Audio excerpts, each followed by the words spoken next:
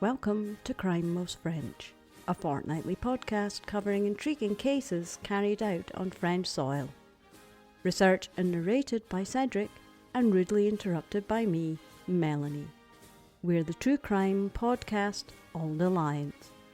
Crack open le vin and let the mayhem commence. This is episode 94, Mamadou Traore, the Bare-Handed Killer. Bare-handed? Bare as in or bare as in naked? Naked. Okay. In 1996, several women are violently attacked with something hard enough to crush their skulls. Holy crap. It takes a long time and several attacks for the police to catch up. On the 23rd of April 1996, at around 7 a.m., a woman is discovered partially naked in the hall of a building near where she lives in the 13th district of Paris. That's where I've been to school pretty much all my life. In fact, it was kind of amusing to see on the news footage and photos in the newspapers, buildings actually recognized. The person who found her is a bookshop owner who was going to open his shop like every other morning. Danielle Batty, that's her name, 35 years old, has been badly beaten up, especially in the face, and doesn't remember what happened to her. She has a severe concussion, several fractures in the face, but wasn't sexually assaulted. In fact, it's so bad that the police wonders if a baseball bat or metal bar was used on her face. Oh my God. And it makes a change for us that it was someone other than a hiker or dog walker that came across. The shop owner, yes. Yeah, the poor victim of the event. She works as a trilingual secretary. A trilingual? Yeah, she speaks 3 languages. Yeah, I know. I instantly, I struggled to do 2 languages and she has the cheeks to do 3. Yes. Not really a vulnerable kind of job.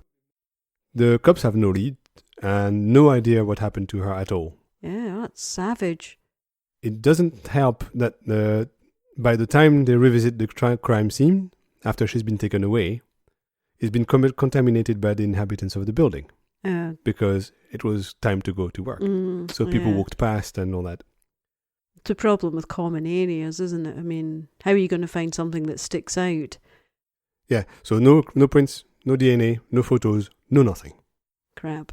The photos I've seen were taken long after the crime scene had been contaminated. I still, as I say, I think even how on earth are you going to, come across anything? You've got delivery men, you've got and people not just the inhabitants, posties, different posties.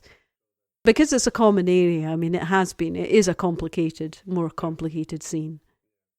Also, I suspect, I haven't read that anywhere, but I suspect that they didn't expect her to be in the state she actually was. Right. Because when she was collected and sent to hospital, she had a bloody face, but nobody knew who she was, so nobody knew what she looked like in the first place.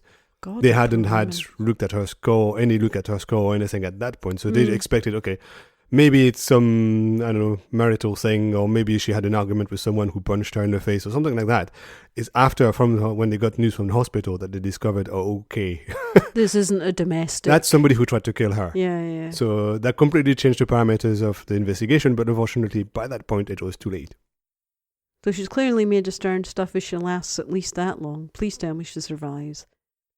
She does. Good.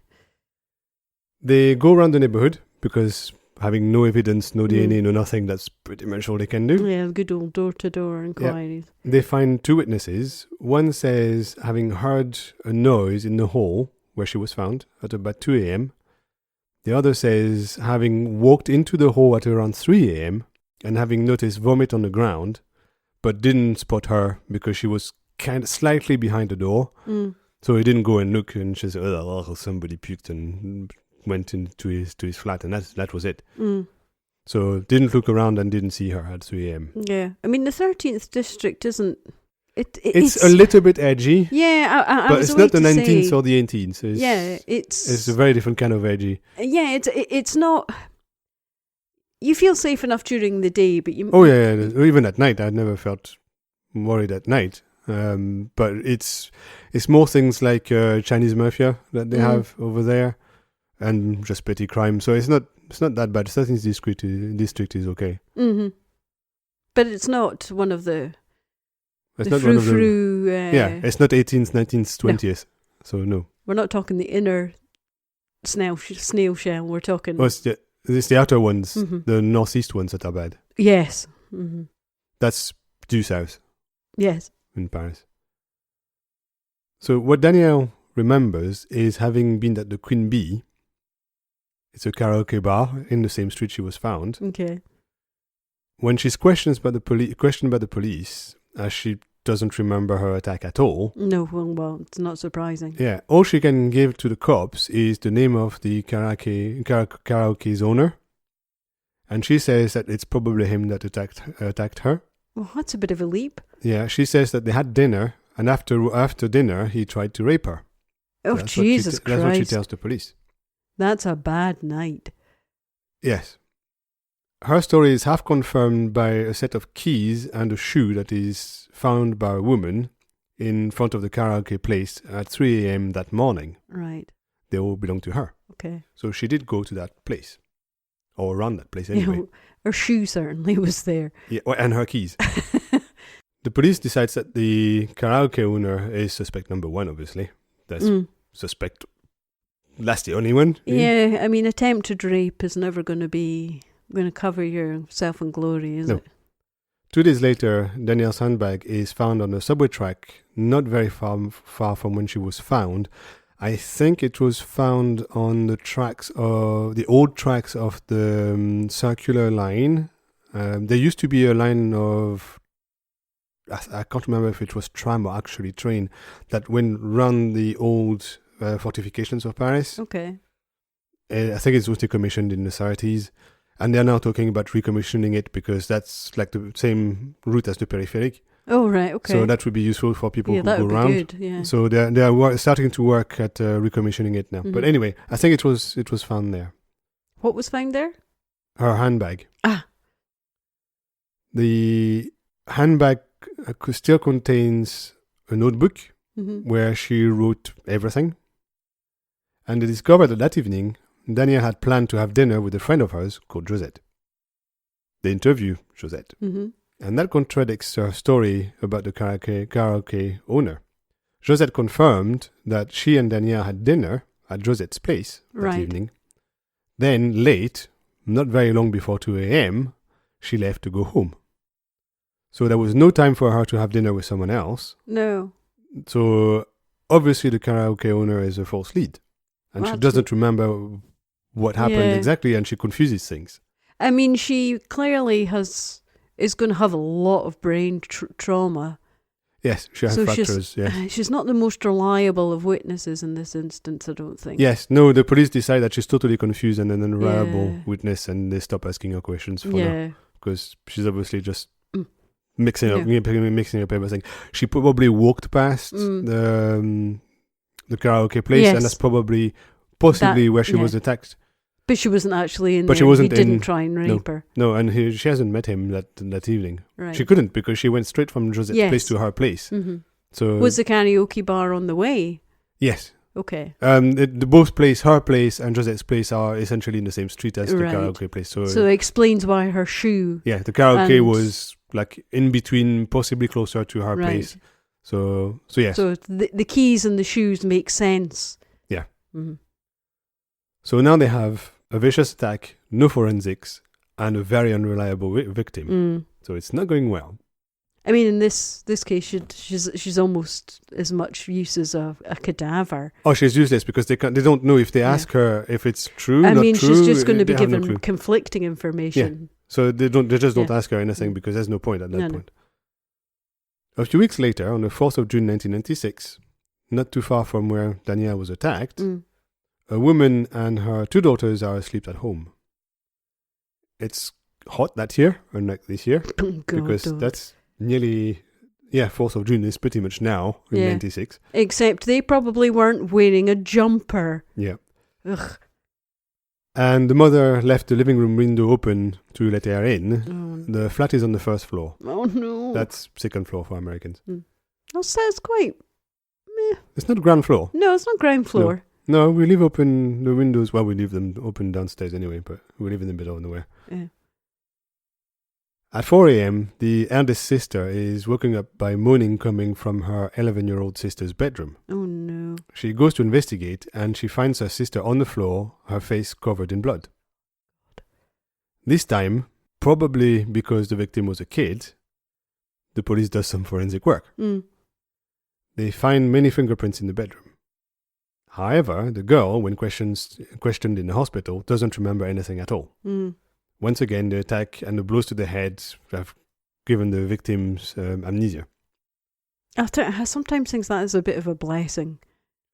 It's kind of like a protective mechanism that your brain's kind to you. Yeah, but also they actually got brain damage. Yes. So the first one, Dania, I think, had some bleeding on the brain. Oh, God. She didn't have any sequel in the brain, but she had bad... But she was in the hospital for a long time. So yeah, her head was half crushed. I mean, that's a lot of rage. Yes. That's a lot of rage to give a stranger. I mean, generally, when you associate frenzied attack, it's generally somebody you know. Yeah, it usually is. But the police at the moment have absolutely no clue because the women that have been attacked were either a kid or a woman living alone. Yeah, I mean, two isn't a sequence, as no. I always say. What the police notices, though, among the blood marks and the bruises on her face, is a perfectly round mark on her left cheek. It's like a coin or a cigarette lighter burn, for those who remember the cigarette lighters in the cars. Oh, yes, So it's in that shape. Right. And about the same size. So the police wonders, is that a case of mistreatment? Was she actually burnt on her face? Is it that... But is it a family thing? Is it in fact the mother or the sister who are torturing the 11-year-old girl? Well, that's a bit of a leap. They don't know. They're just wondering, why would she have a burn mark on her cheek? They just don't understand what that is. Okay.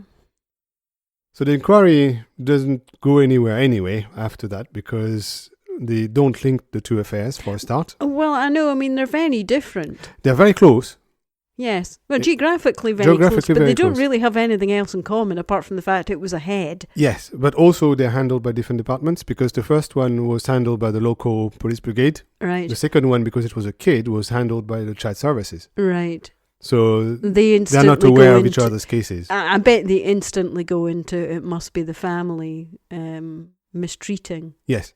And even if they had linked the two, all they would have had is that the two victims were hit in the face quite hard, and that's pretty much it, really. Yeah.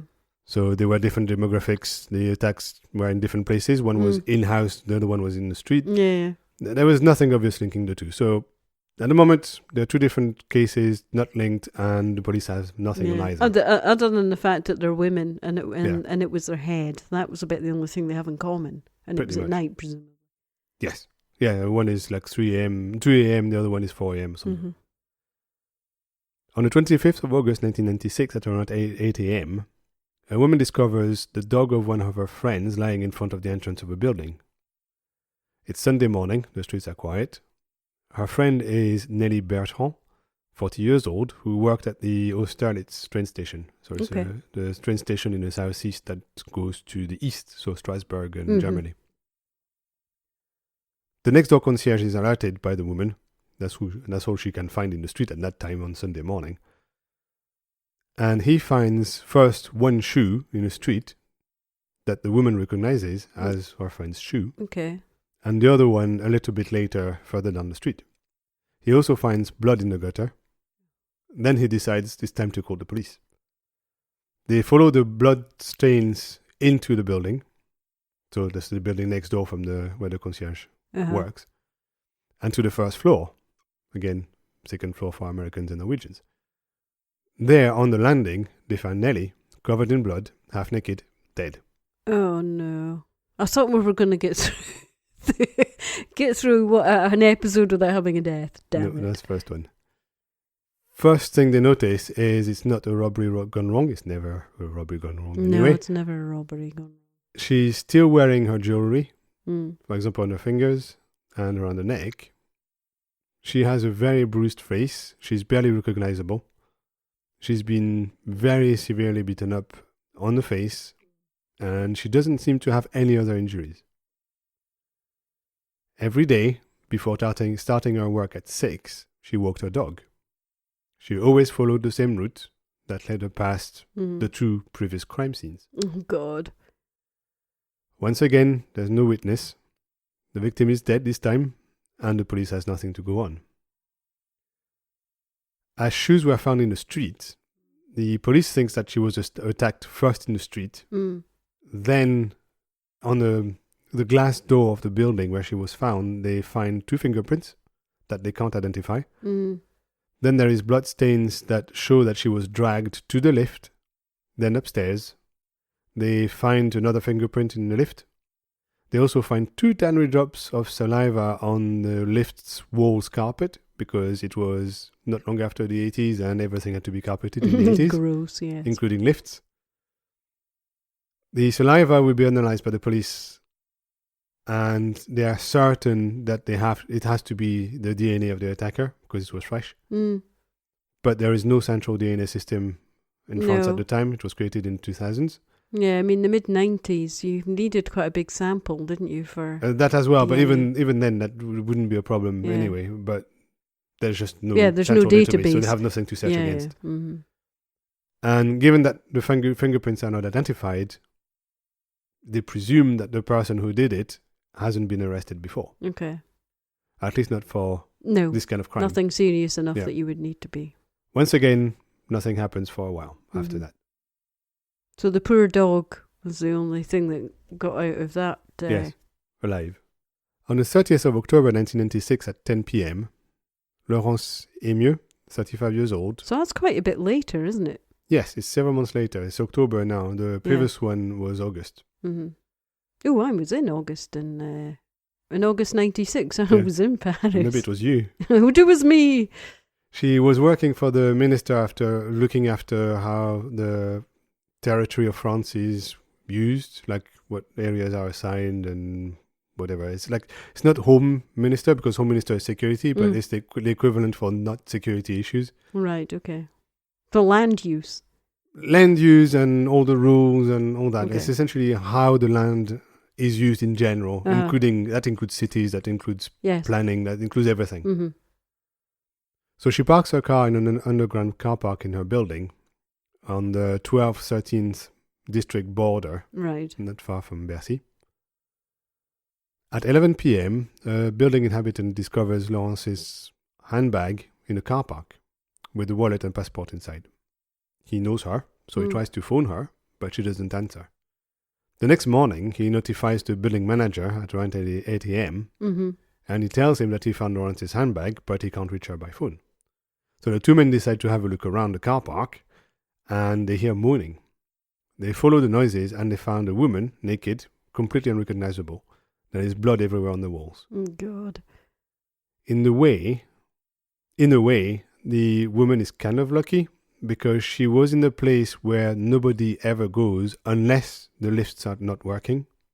Right. So I saw an interview with the person who discovered her, and he said, and sometimes there's like 3, 4, 5 days without anyone walking going past that area, because there's no reason to go there. Right. If the lifts are working, there's no reason to go there. So she was kind of lucky to be found. They're lucky that the 2 dudes got curious. But looking at her, they don't know who it is. They don't recognize Laurence, even though they both know her. That's how bad she was beaten up. In fact, she was in such a state that the fire brigade, who's called straight away, refused to move her, and they put her in intensive care on location. Wow. They just don't want to move her because she's pulp. Oh my God. Eventually, she's moved to the hospital several hours later when she's a bit more stable. And she's in a coma at that point. She has several operations to save her life. And at some point, they put 80 titanium staples in her skull to make it keep its shape, because her head was crushed. Oh my God. They wanted to protect the brain. Oh my God. That's just horrible. I don't even want to think about that. It's just barbaric. When the police examine the scene, they discover bits that Laurence was wearing all over the car park. So they think that she was first hit when she left her car, because there's a blood spatter just next to her car. All right. Then she fought back around the car park, and lost items that she had with her. So Okay. a handbag, earrings, glasses. They kind of follow in the car the park trail. the items. Yeah. So she put up a good fight. Yeah. Eventually, she lost the fight and was dragged to a small corridor where she was found. That was about 120 meters away. And there she was sexually assaulted. Good. The police find fingerprints on the scene, which they think belong to the attacker. But it's a car park, so they're not completely sure. But once again, that goes nowhere. But this time they get lucky. They go around the neighborhood to find a witness. And there's a woman called Annie who says that at 9:15, about an hour before when they think the attack happened, she met a sketchy-looking man in the car park as she was finishing emptying her car of files and other things. It looks like it's like a professional building. They all work in offices. They all have files with them and all that. So she was finishing unloading and she saw a sketchy-looking guy. She walked to the lift, but she had a nagging feeling she didn't like to have him around. So she walks back quietly. She said she tiptoed back. Okay. She's fearless, but probably stupid as well. Yeah. She finds herself face to face with that dude again. Oh, shit. She got really angry at starting shouting abuse at him. And at first, she just didn't react. Obviously, he didn't know what was happening to him. Okay. And he just stares at her. And I suspect the next stage would have been that she would have been pummeled in the face. But she also got lucky. Just when it was happening, a car with two men drove past to park in the car park. Right. So the dude ran away up the ramp. Right. That sounds like something straight from a film. Yes. And he was shouting some incoherent things apparently, like he didn't understand why that woman was attacking him and this kind of stuff. Of course. But Annie had a very good look at him. Right. So she gives a good description to the police. The two men in the car also saw him, and they give their description to the police. Unfortunately, the photo fits that are made from these three descriptions are totally different. When you look, they'll be on the website. When you look at them, they're clearly not the same person.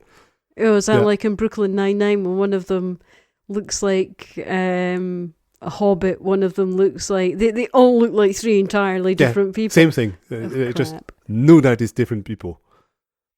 Also, the police are kind of stumped because all they know is they're looking for a black dude in Paris. Okay. And there's probably about 1 million of them. So that's a bit useless. What happened to the victim? One with little staples in her head. No, she's still in hospital at that point. However, that gives them the idea to look for all the arrests for the last several months in the area of black men. And that gives them a list of 300. Okay. So they show these 300 photos to the witnesses. That still feels a bit... That is nowhere, anyway. It does feel sailing close to racial profiling. Well, they've been told by all three witnesses it's a black dude. So they just looked at all the black dudes that have been arrested recently. I'm doing slight virtue signaling, but okay. But unfortunately, the three witnesses pick a different guy. Hooray! But I love witnesses. They're just so reliable. Yes. But they still have his description. And it's a very, very detailed description of his clothes. Okay. She gave them everything he wore, like every fabric, aspect, type, color, everything for everything he was wearing. So he was wearing a close weave linen shirt, that kind of thing. Yeah. And she with gave gold the color. Pearly buttons. Yeah.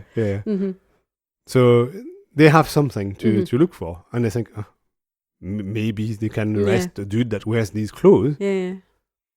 And on the 17th of December 1996 at 9:45 p.m., very close to where Danielle was attacked, the first victim, 3 local cops come face to face with a guy that to them matches the description Annie made of the guy and his clothes. Right.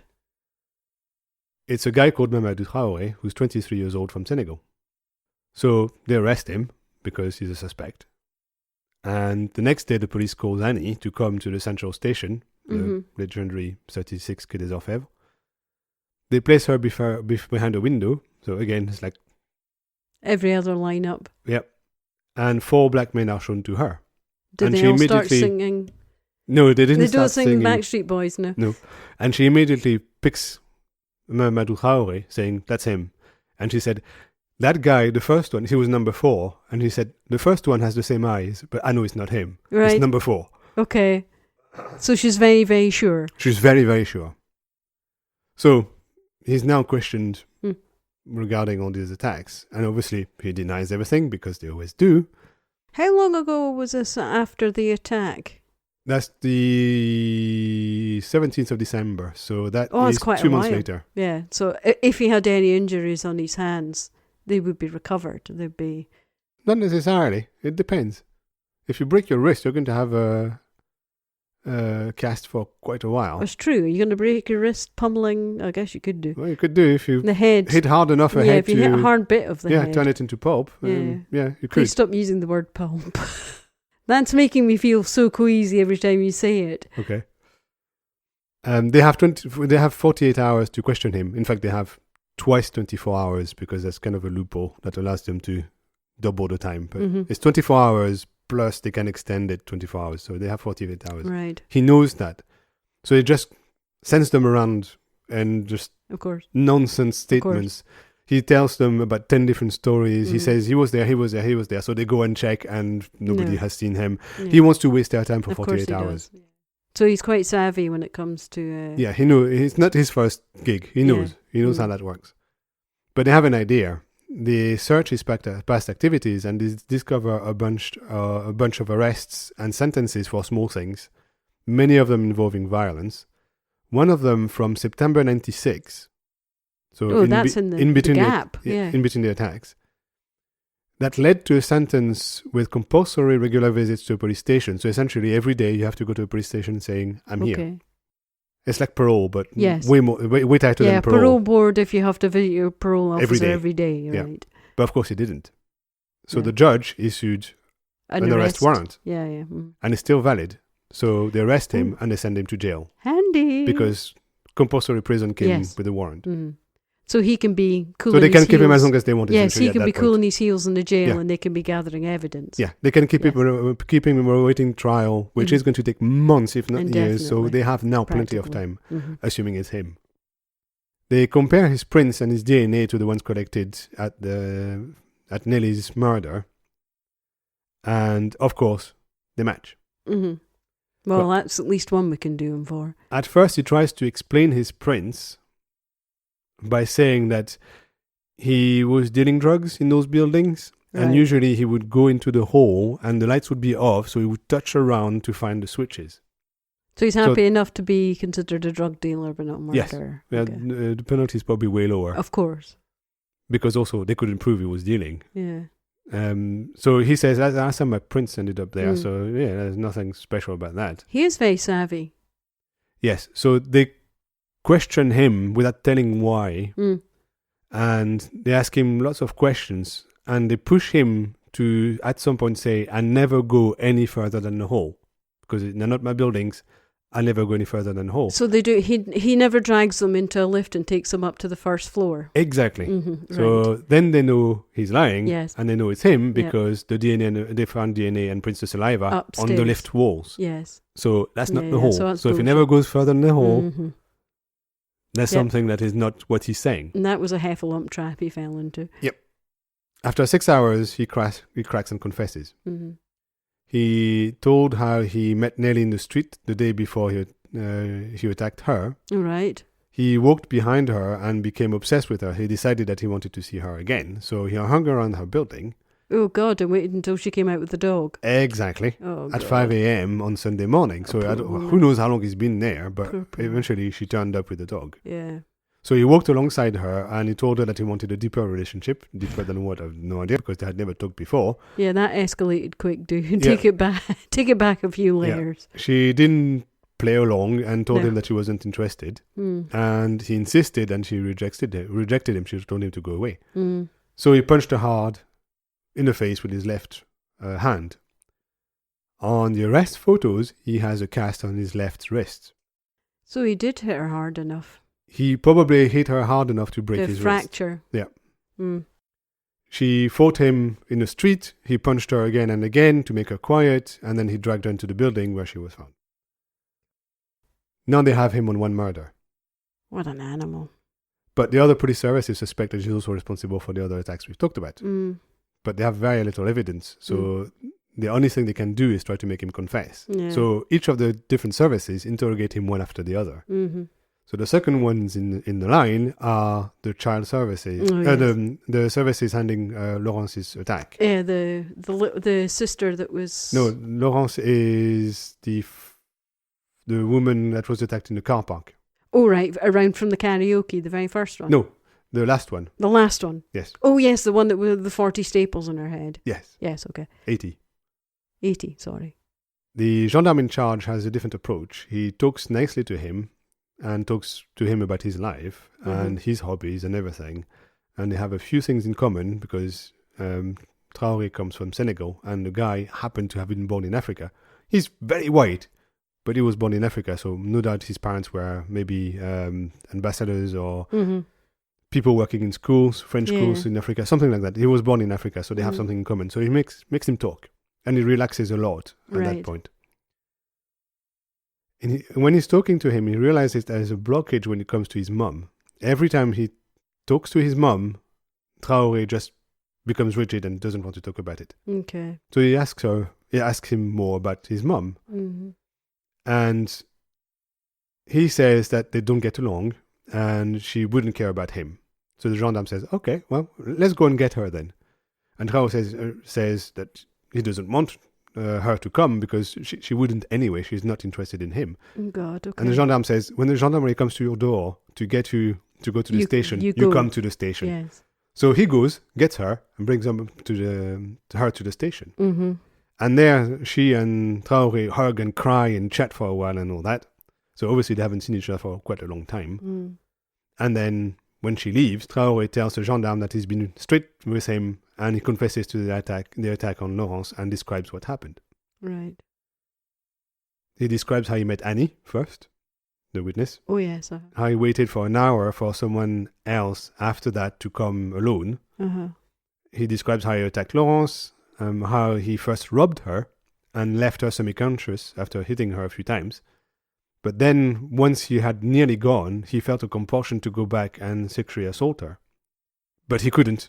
He says that her face was so damaged that he just couldn't. There's just nothing he could do. He tried and he just gave up, pummeled her more, and eventually left. And that's probably what really did all the damage to her. The next in line is the woman from the child services. It kind of makes sense that it's a woman anyway, given that it's kids and they would be more comfortable talking to a woman.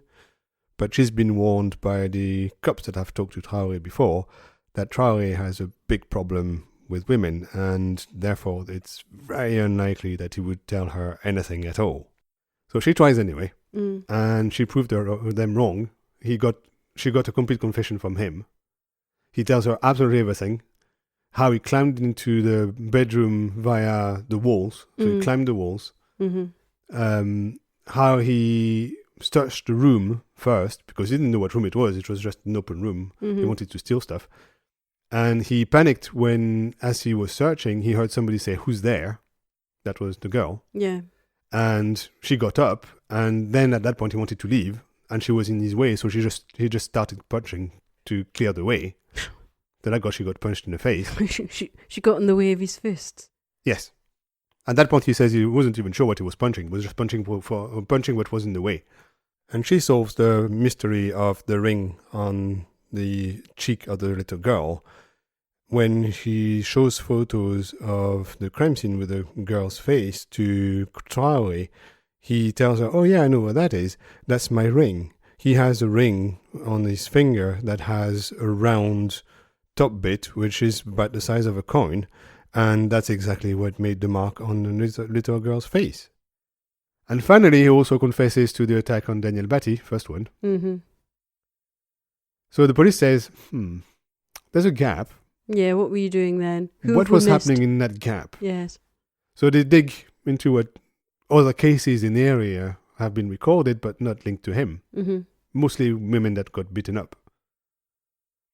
And they discovered that on the 2nd of October 1996 at about 4 a.m., Maria Astrid Claire, who was a 20-year-old student at La Sorbonne, is attacked as she's tapping the code to enter her building. Mm-hmm. Someone jumps her, hits her, drags her near the bins of the next building, and rapes her. But she got hurt, but not as bad as the others. Mm-hmm. So that's why they never linked it. Mm. They also discovered that on the 25th of October, 3 days later, Francine Sarre, a 72-year-old, is at home. In that case, it wasn't anywhere near the others. The others were all in the 13th district. This one was in Neuilly, so rich, posh area west of Paris. And she's woken up in her house. She wasn't really going out. She was always afraid of going out. So she would only go out with people that she knew. Oh, bless her heart. And she would have no reason to have anyone in the house. Mm. So she wakes up and she discovers someone in her bedroom. She screams. And her attacker panicked, grabbed the pillow, placed it on her face, suffocated her. So she died that way. God. And then he hit her again very badly and raped her. So the judge adds those to the list. Yeah. Because that was very clearly him. Mm. And that goes to trial, which starts on the 7th of February 2000. God, that's quite a... It takes a while to connect all the dots and find all the evidence. Yeah, I guess so. Yeah, it's a 96 time. Yeah. But remember, at the time, not everything is digitized, not everything is a central file. So no, we're talking just pre... Exactly. When they have prints, they have to go and get them checked manually. So everything takes a long time. Fair enough. I mean, he wasn't going anywhere, but yeah. No, he was in prison for as long as it would take. Of course. During the trial, the judge hears his story.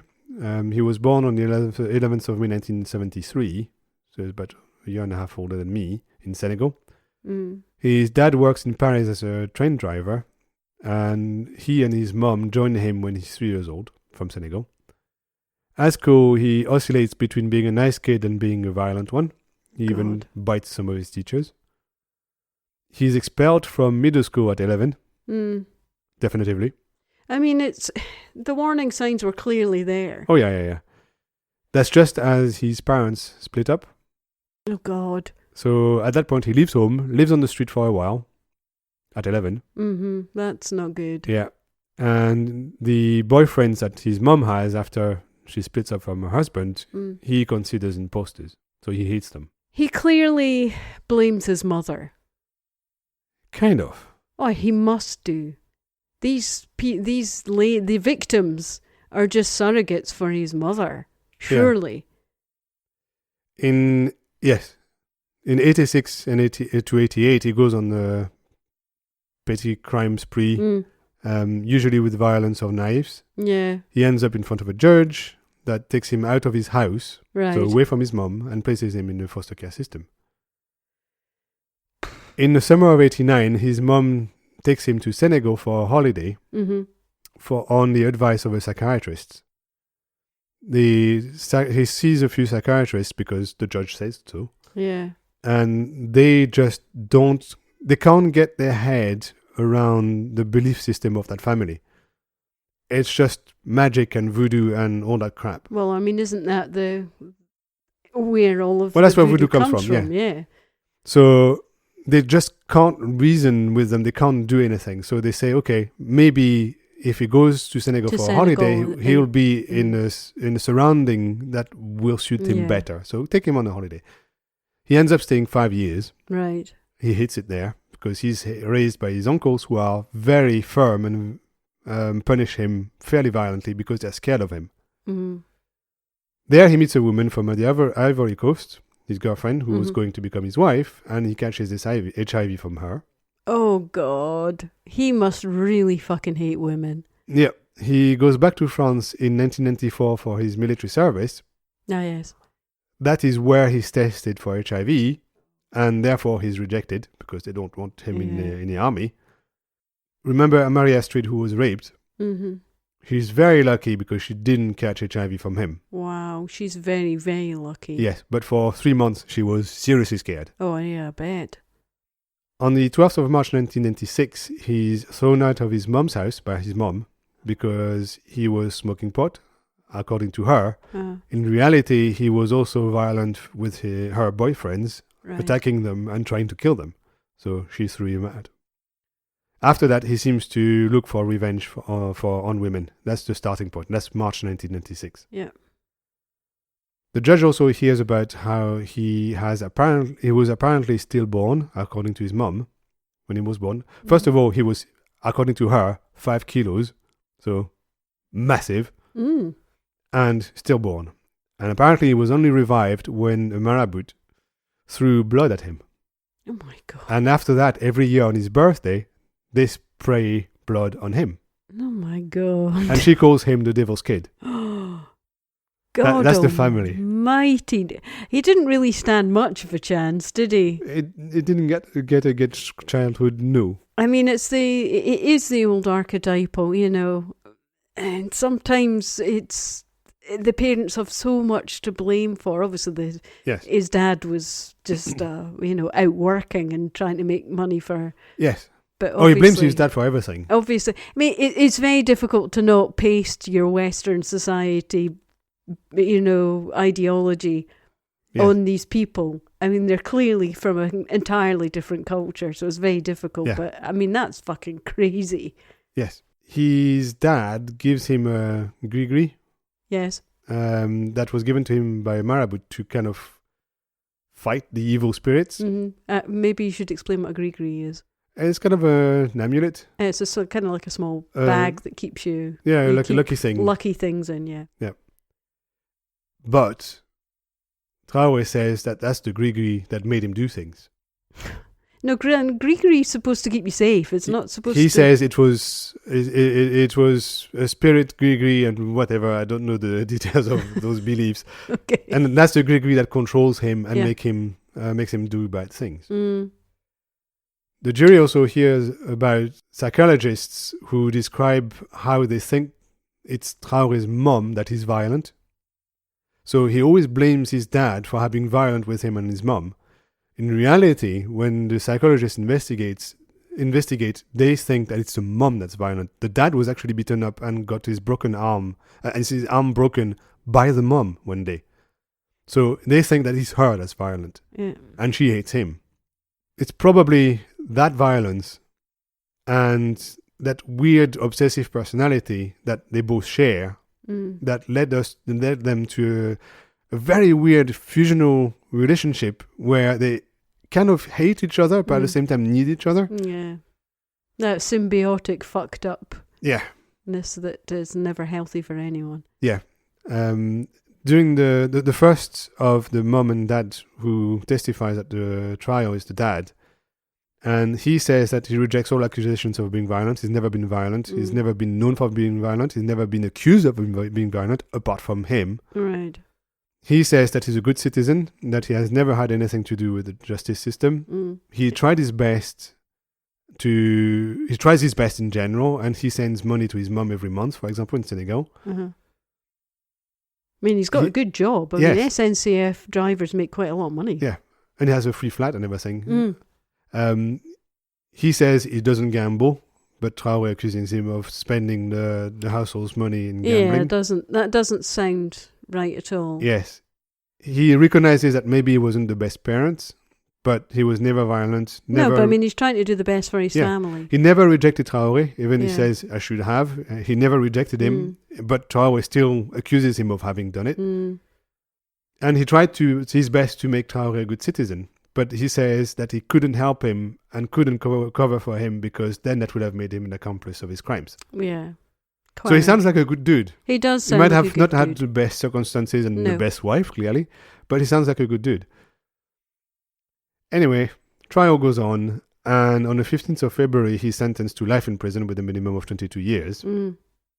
So technically he could come out now, because that was 2000. No. No. But there's no chance of that. No. Because since then, he's been in trouble in prison. Okay. He's attacked his guards many times. Oh, great. He even went to trial and got years added to his sentence of life in prison for attacking his guards. Okay, so he's never coming out. No, there's no chance. That was 2013. Yeah. So no, there's no chance he's ever going to come out. The guy is clearly deeply damaged. Yes, and the guards say that he's in a special unit where they have a whole bunch of him, essentially, like several crazy dudes that behave the same way, and they say he's normally okay, except when he refuses to take medication. When that happens, nobody knows what he's going to do. Crap.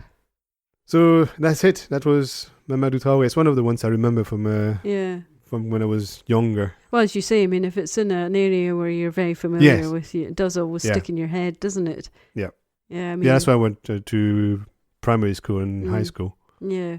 I mean, the day that Dunblane happened, I bet every Scotsman can tell you exactly where they were, what time it was. I mean, it is just, if something happens on your doorstep, you always remember. But this is a case of, I always remember domestic violence isn't necessarily carried out by a man. Women can be just as vicious and brutal. And it's a sad thing.